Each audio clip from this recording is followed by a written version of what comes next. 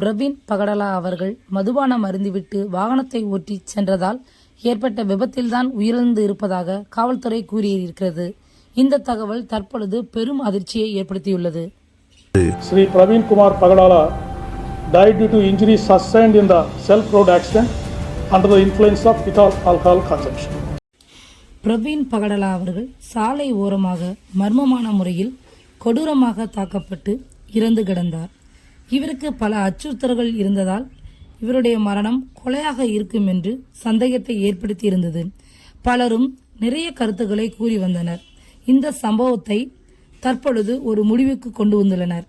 IG Ashokkumar அவர்கள் பேசும்போது போதகர் பிரவீன் பகடலா பிரேத பரிசோதனையில் ஆல்கஹால் இருப்பதாக கண்டுபிடிக்கப்பட்டுள்ளது. அவர் மதுபானம் அருந்திவிட்டு தான் வண்டி ஓட்டியதால் விபத்து ஏற்பட்டுள்ளது என்று Postmortem was conducted by team of doctors under videography.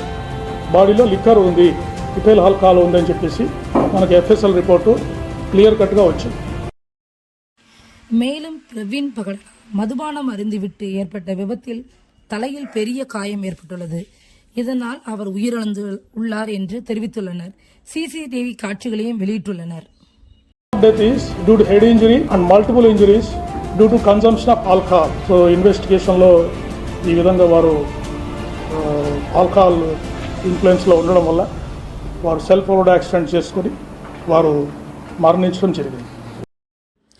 காவல்துறை சொல்வதை ஏற்றுக்கொள்ள முடியாது என்றும் அவர்கள் சொல்லும் சிசிடி காட்சிகளில் பல முரண்கள் இருந்ததாக தெரிகிறது.